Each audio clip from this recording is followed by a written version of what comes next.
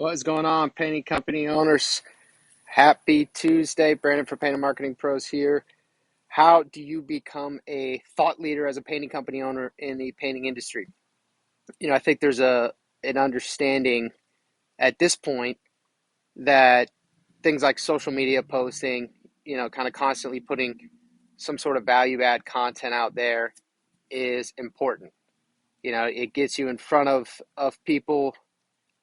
It allows your company to be seen as a leader in the industry in your local service area, and it ultimately helps you generate more business, right? So that's understood as important. What I think is less understood, or maybe less valued or appreciated, is this idea of being a thought leader.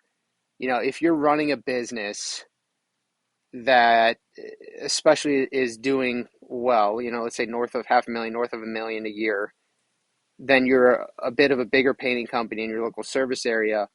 This idea that you as the owner, you as the founder, CEO, president, whatever your role is, or just project manager, right? If you're kind of the one on the front lines, you being the thought leader, you being out there in the open, I think it's really undervalued by a lot of painting company owners, because ultimately what you're selling is trust. This idea that homeowners are ultimately only going to be willing to pay a premium if they really view you as the superior option. And this idea of kind of decommoditizing your painting business, because otherwise you're in a race to the bottom. It's a price war, and ultimately nobody wins, except maybe the homeowner, I guess. But you don't want that. And the way that you get around that, the way, we've talked about a lot of things in terms of your sales process, in terms of, how you market your company. But if you as the owner can position yourself as the authority in the painting industry, there are a lot of ways to do that. You can get involved in your local chamber of commerce. You can speak at local events. You can sponsor, different local events, different charities, things like that. But if you can get yourself out there, then ultimately the homeowners, the middle class, upper class homeowners in your local service area are going to associate you with high quality painting. And I think it's important that you be comfortable, or someone at your company. If you, the owner, are not comfortable being the face of your company, then having a face of your company, having someone to do that job for you, I think is important, because people ultimately want to do business with people. I'm obviously the face of Painter Marketing Pros. I'm also the owner. I'm comfortable with it. Some people aren't comfortable with it, but if I weren't, then I would hire someone to do that. And the argument could be made, well, I'm a marketing company, but so are you, right? If you ultimately, if you want to stand out from other painting companies, then you need to also be a sales and marketing company. You need to position yourself differently.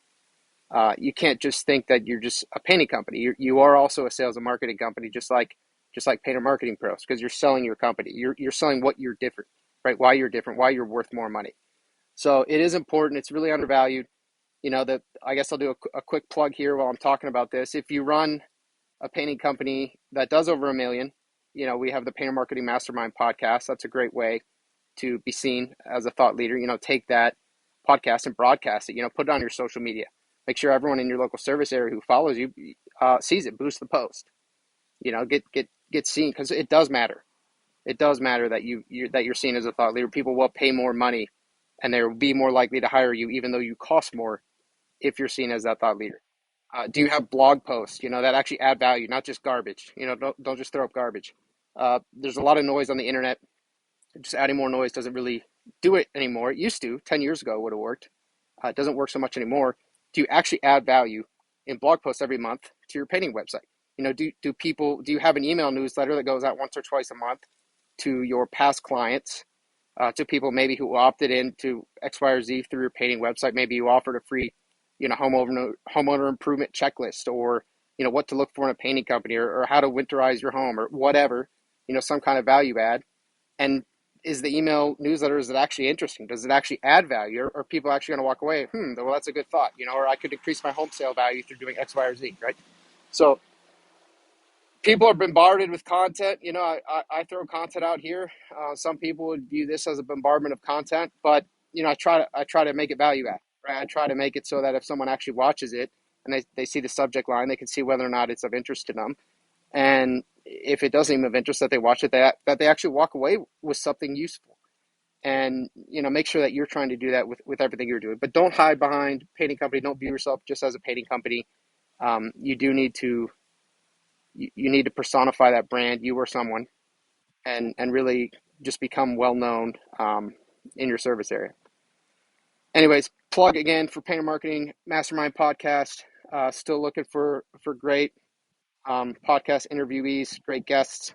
So reach out if you're interested. If you're doing north of 1 million, love to get your feedback and learn more about your process and your experience and what feedback and advice you have for other painting company owners. Happy Tuesday.